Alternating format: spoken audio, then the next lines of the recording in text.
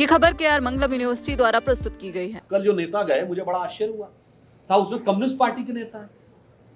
आपको पता है 56 मुस्लिम देश हैं, एक मुस्लिम देश बता दीजिए जहां कम्युनिस्ट पार्टी बैंड ना हो। बातचीत आज जो नया घटनाक्रम है अंतर्राष्ट्रीय पूरी दुनिया में चर्चा का विषय है, इजराइल और फ़िलिस्तीन और हमास के बीच में जो चल रहा है, उसमें मैं ये देख रहा हूँ कि जिस तरीके से उस घटना को लेके भारतीय मुसलमान और विपक्षी पार्टियां, खासकर कांग्रेस, जिस तरह सरकार के रुख के खिलाफ खड़े हैं या जो बयानबाजी कर रहे हैं, उसके बारे में आपका क्या कहना है? देखिए, पहले तो मैं कहूँगा ये जो हाल का सबसे ताज़ा घटनाक्रम है इजराइल हमास, एक मामले में बड़ा अलग है। ये दुनिया के सबसे पुराने विवादों में से एक है। मतलब 1000 BC में 10वीं शताब्दी ईसा पूर्व में किंग सोलोमन जो मंदिर बनवाते हैं, जो जेरूसलम में आज भी जिसकी एक दीवार रह गई है, वहाँ से यह संघर्ष शुरू होता है। फिर 7वीं शताब्दी में आके फिर 1919 में जो फर्स्ट वर्ल्ड वॉर ख़त्म होने के बाद बोल्फोर एग्रीमेंट, फिर 14 मई 48 को इसराइल की स्थापना, फिर 4 अरब इसराइल युद्ध, वो 49, 57, 67, 73। अब जो हाल का है इसको आप बिल्कुल अलग देखिए। इसका इजराइल और फिलिस्तीन के साथ उतना वास्ता नहीं है। इसका एक बड़ा गहरा कनेक्शन है। आपने देखा G20 अभी हुआ, G20 में एक एग्रीमेंट हुआ कि भारत मिडिल ईस्ट और यूरोप के साथ एक इकोनॉमिक कॉरिडोर बनाएगा, जिसमें यूनाइटेड अरब अमीरात शामिल हो गया, सऊदी अरब उसमें शामिल हो रहा था। मोहम्मद बिन सलमान सऊदी अरब के क्राउन प्रिंस एक दिन एक्स्ट्रा रुके। क्यों? बहुत साफ मिडिल ईस्ट को समझ में आ रहा है कि पेट्रोल के दम पर जो उनकी इकोनॉमी चल रही थी, अब पेट्रोल की ऑल्टरनेटिव टेक्नोलॉजी अगले 20 से 25 साल में आने वाली है। 20-25 साल से ज़्यादा पेट्रोलियम इंडस्ट्री के डोमिनेंस का भविष्य नहीं रह गया, तो वो अपनी टेक्नोलॉजी को मॉडिफाई करना चाहते हैं, फ्यूचर के लिए आगे देखना चाहते हैं। अब ये जो मिडिल ईस्ट कॉरिडोर बना था, उसमें सबसे जो मुख्य बंदरगाह था वो कहाँ था? हाइफा, इजराइल में। अब आप इसको दूसरे नजरिए से देखिए। 100 साल पहले जब टर्की से खलीफत खत्म हुई फर्स्ट वर्ल्ड वॉर के बाद, तब से टर्की में एक छटपटाहट है कि इस्लामिक वर्ल्ड का नेतृत्व हमारे पास होना चाहिए, और इस प्रक्रिया के द्वारा वो उससे अलग थलग था। अब ईरान और सऊदी अरब में अलग लड़ाई है। ईरान शिया है, सऊदी अरब सुन्नी वर्ल्ड का नेतृत्व करता है। तो इसमें ईरान ये नहीं चाह रहा था, या टर्की और ईरान नहीं चाहेंगे कि ये ऐसा एक वातावरण बने जिसमें लीड और डेवलपमेंट उधर चला जाए। तो एक पक्ष तो ये था, और इसमें इस संभावना से भी इनकार नहीं किया जा सकता कि चाइना का रोल हो बैक एंड से। रीजन ये है कि जो भारत का ये स्पेशल कॉरिडोर बनेगा, भारत, यूरोप और मिडिल ईस्ट के बीच में, इससे जो व्यापार बढ़ेगा, अगर उससे सबसे ज्यादा विपरीत प्रभाव किसी पे पड़ा तो पड़ा चाइना के बेल्ट रोड इनिशिएटिव पे। सबसे ज्यादा बुरा प्रभाव आप कह रहे हैं कि तो मेरा सिर्फ ये कहना है कि ये इस्लामिक वर्ल्ड के दो ध्रुवों के बीच का संघर्ष है। एक तरफ है ईरान और टर्की, जिनको अपना वर्चस्व स्थापित करना है।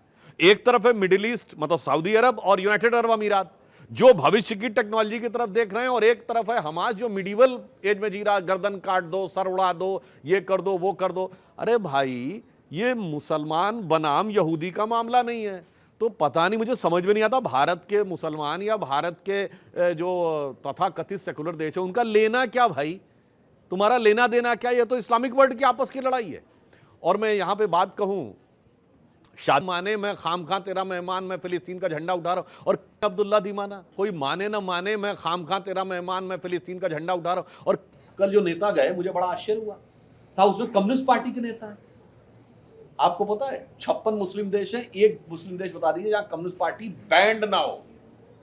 मतलब अगर ये पता लग जाए कम्युनिस्ट पार्टी के सदस्य गिरफ्तार, प्रतिबंधित संगठन है, और उसके बावजूद वो जाके फिलिस्तीन में खड़े होके मुस्लिम देशों के पक्ष में बोलते हैं। और सुनिए मजेदार बात, एक आप कम्युनिस्ट देश बताइए जहां तोप लगा के मस्जिद ना उड़ाई गई, तोप लगा के मस्जिद उड़ाई गई। China, Russia, Czechoslovakia, Romania, Hungary, Bulgaria, Poland. गजब है साहब, एक दूसरे के खिलाफ ये सांपने वाले की लड़ाई है बाहर, और यहां पे समर्थन कर रहे हैं। जिसे कहावत होती है ना, शब्दशा न लिया जाए, मगर एक कहावत होती है, 100 जूते खाएं तमाशा फिर भी देखें। मतलब इतना अपमान सहकर भी, केवल इसलिए कि मुझे सिर्फ यह दिखाना है कि साहब भारत सरकार के किसी स्टैंड को अलग करना, और इससे ज्यादा और वाहियातपना क्या हो सकता है, मैं वाहियात शब्द कह रहा हूं।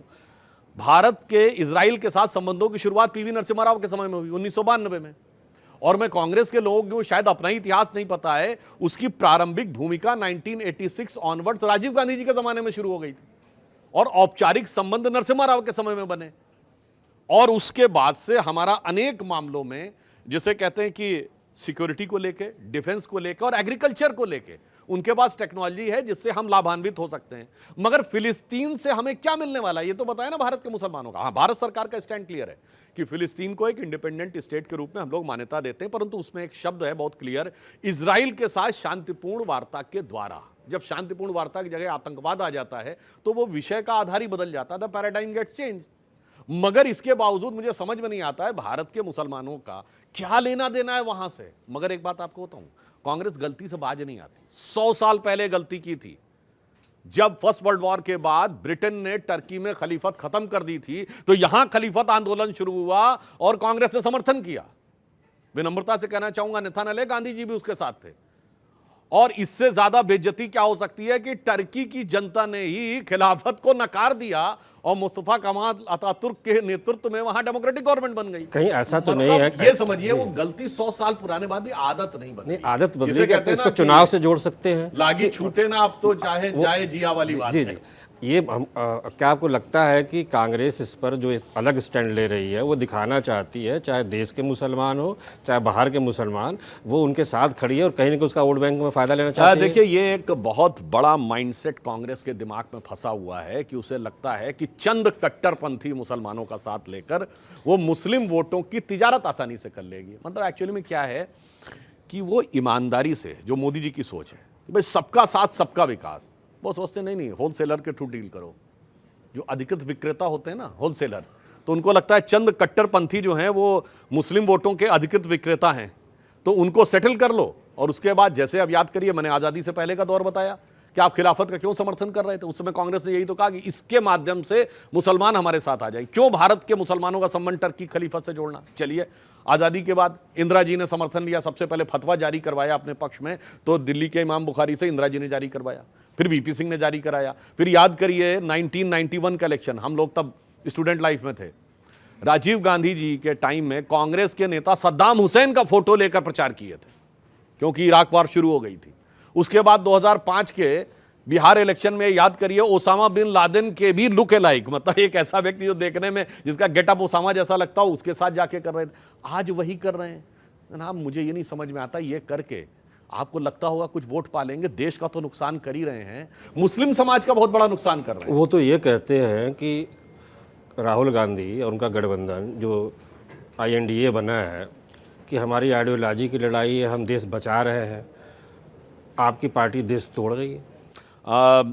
जो वो कहते हैं कि वो देश को बचा रहे हैं, तो 2014 में हमारी सरकार आने से पहले भारत का एक इलाका बताइए जहां आतंकवादी हमले ना होते हो। दिल्ली में 2 बार हुआ था ना, 2005 2008।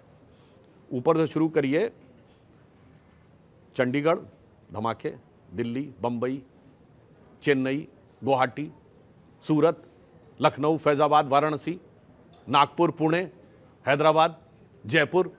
कौन सा इलाका था जहां बम नहीं फट रहे थे? चलती ट्रेन में धमाका, चलती बस में धमाका। याद करिए, रेलवे स्टेशन पे जाइए या पार्क में जाइए, लिखा रहता था कोई संदिग्ध वस्तु दिखे तो इसे छुइएगा नहीं, पुलिस को इन्फॉर्म करिएगा, ये बम हो सकता। तब डर नहीं लगता था।